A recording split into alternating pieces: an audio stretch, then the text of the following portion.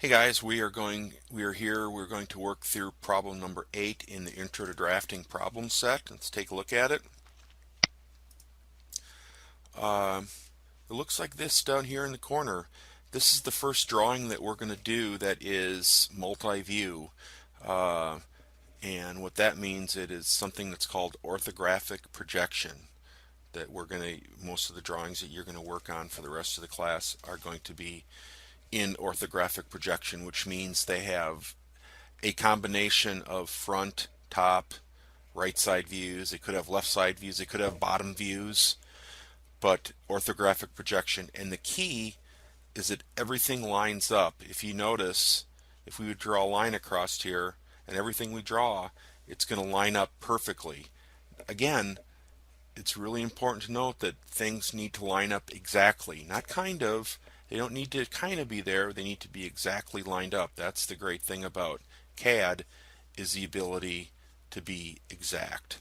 So what we're going to do, we're going to draw this bad boy, and we're going to start with this rectangle here on the right side view. So let's look and see here. This rectangle is 3.5 inches by 0.55 inches. I'm just going to draw a rectangle.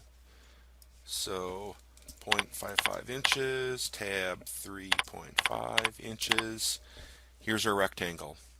And we'll put it right about here. Looks good.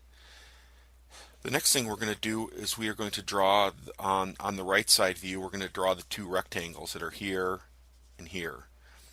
And looking at it, if I'm looking on the right side view and I would ask, what are the size of those rectangles? It doesn't really give me that information.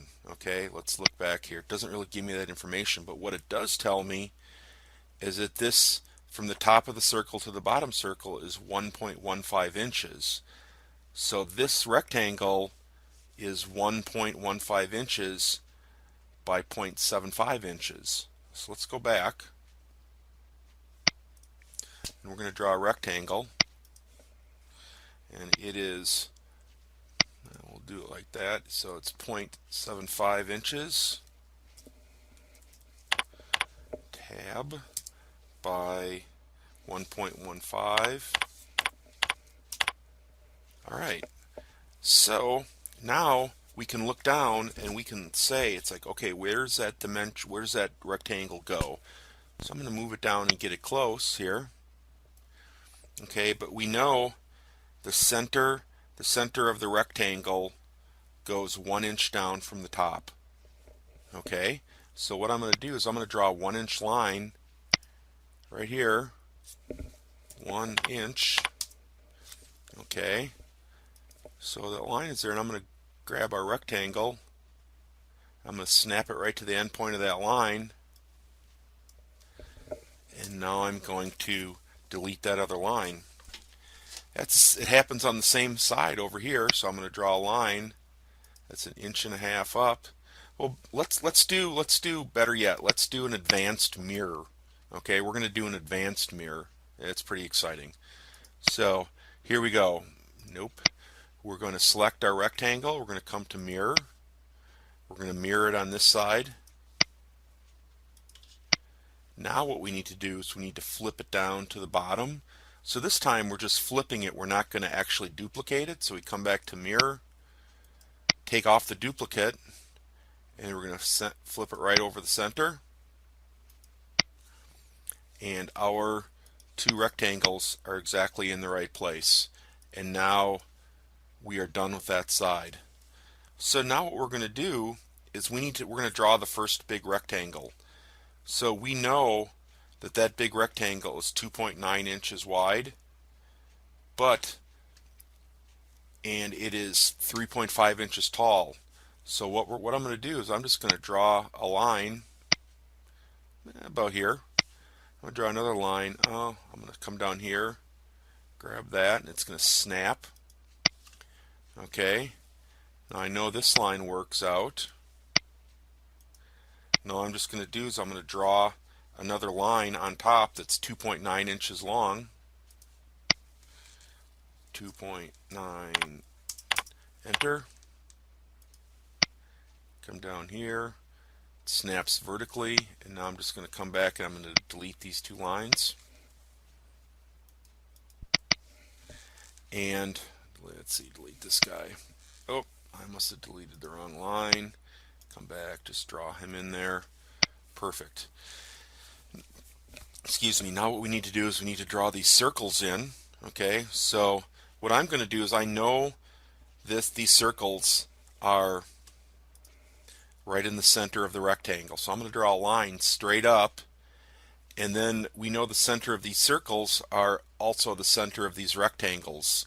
Looking at it from the side, these guys look like rectangles. So what I'm going to do first is I'm going to draw a line straight up the center, and this is the plane that our two circles are going to go on. So the first circle, let's see, they are 1.1 inch radius, or diameter, I'm sorry. So come back here, 1.15 inches. Okay, now what I'm going to do, we don't have to measure anything. I'm just going to draw a line from the center, and I'm going to draw a line right there. And now I'm going to take these and I'm just going to copy and move it there. And I'm just going to move that guy right there. And I'm going to delete these lines. And there are our objects. The last thing we have to do is we have to change the line type on this top circle here. We have to change it to dashed line. Okay, and what a dashed line means is we're looking at this object from the front. And now if you come down here and look at this guy, we're looking at it from this direction. So this dashed circle line here, this dashed line circle, we're looking through, and it tells us that there's something circle on the other, that is in the shape of a circle on the other side of whatever this is. If this wasn't here, it wouldn't tell us a whole lot, but this tells us that it has depth and that they actually stick out, they stick forward and they stick back just a little bit. So to differentiate that this is a hidden object, we're going to use a small dashed line. So I'm going to come back here, I'm going to come over, and let's see, I think I want to use dash style 2, drag it over, and there's our dashed line, and here's our object. So before I start dimensioning, we need to make sure they are 1.75 inches apart. I'm going to draw a line from here to here, and I'm going to draw the line 1.75 inches. And now what I'm going to do is I'm going to grab, kind of slide them out of the way first, and then I'm going to come up here, grab them. And now, just as it specifies on the drawing, these guys are 1.75 inches apart. Now we're going to come in. Well, the first thing I'm going to do is, if you can tell on our drawing here, is there is a center line right here. This is a center line, and it shows, looking at it from the side, that this, if you see a center line, you know that this is round. If this center line wasn't here, it could be just a literally a 3D cube. But knowing this, it's a center line, that's a circle right there. So what we're going to do is we have to make, unfortunately, Vectorworks is not smart enough yet to make a center line. So what I'm going to do is we're going to make a center. I'm going to make my own center line. So I'm going to do that. I'm going to draw another little tiny. And so essentially what a center line is a long dash, a short dash, and a long dash. So I'm going to take this guy right here, and I'm going to mirror him over. Oh, I forgot, we need to mirror in duplicate, so let's do it again. Okay, so here we have our center line. What I'm going to do, just so the line stays together, is I'm going to select them all, and I'm going to do something that's called group. I'm going to group these lines together so it kind of keeps them as one object. So I'm going to come up here to modify and come down to group. And if you look over on the object info palette on the right, it'll say 3 lines. As soon as I group it, it's going to say it's a group. Oh, just like that. So now I have the center line here, and now I'm just going to drag this guy down and hold down the key. I'm going to put this center line in. So now we have Now we have our center lines in. I'm also going to put in our center marks. So we have our two center marks. Now all we have left, we have mostly linear dimensions. We have a circle to dimension. We'll do that last. So I'm going to come up here. I'm going to do this first guy right up here. Drag him up to about there, 0.75. Now I'm going to dimension to the center 1 inch. And now I'm going to dimension this guy right here. And you notice that I don't have the dimensions all piled up on top of each other. It gives enough room so they can be read easily. Now I'm going to do the dimension down on the bottom. Dimension this guy. And we're going to dimension this guy right here. Alright, that is that guy. Now let's come over here and dimension to the center point of all the circles. We're going to dimension the bottom of the object. And all that's left is our circle. And again, that is a diameter, interior, so it's an interior diametrical. Interior diametrical. Click on it. Yeah, it looks good. And now we have the dimension right, but we have to add a couple things. We have to add the 2 times in front of it, and then there's a new thing we're going to add. I'm going to add the 2 times first, 2x.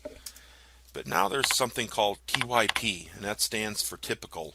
That means right there that these two dimensions are the same. It's another way to note information on a drawing. So we're going to do space TYP tip.